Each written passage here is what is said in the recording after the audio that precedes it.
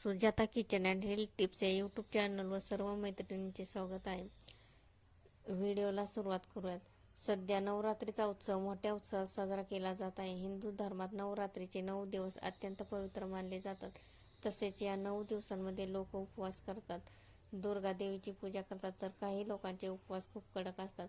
म्हणजेच काही लोक निरंकार उपवास करतात, तर काही लोक फक्त फळं खातात, तर काही लोक खिचडी भगर खातात. पण काही लोकांच्या मनात नवरात्रीच्या उपवासामध्ये नक्की कोणते पदार्थ खाऊ नये याबाबत संभ्रम असतो.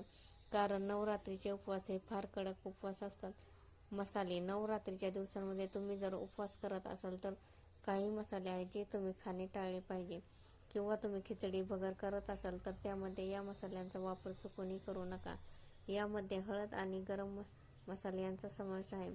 तर तुमचा उपवास असेल तर चुकूनही हळद आणि गरम मसाल्याचा समावेश तुमच्या खिचडीमध्ये किंवा भगरमध्ये करू नका. तसेच नवरात्रीच्या काळात जिरेपूड वापरणे देखील टाळा. धान्य. नवरात्रीच्या 9 दिवसांमध्ये उपवास करत असाल तर धान्यापासून दूर राहा. मग या धान्यांमध्ये गहू, तांदूळ, बेसन, कॉर्नफ्लॉवर्स, रवा या गोष्टींचा समावेश आहे. तर उपवासाच्या दिवसांमध्ये या धान्यांचा समावेश तुमच्या आहारात करू नका.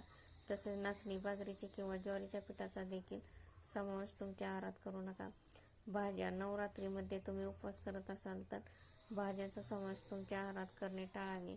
या उपवासाच्या दिवसांमध्ये काही भाज्या खाल्ल्या तर चालतात, पण काही भाज्या चुकूनही खाऊ नका. उपवासाच्या दिवसांमध्ये तुम्ही लसूण, कांदा चुकूनही खाऊ नका. तसेच कांदा, टोमॅटो, बटाटा, पालक या भाज्यांचे सेवन तुम्ही उपवासाच्या दिवसांमध्ये करू शकता. महत्त्वाचं सांगायचं झालं तर टोमॅटोला लोक फळं मानतात, त्यामुळे त्याचा फळ म्हणून तुम्ही उपवासात समावेश करू शकता.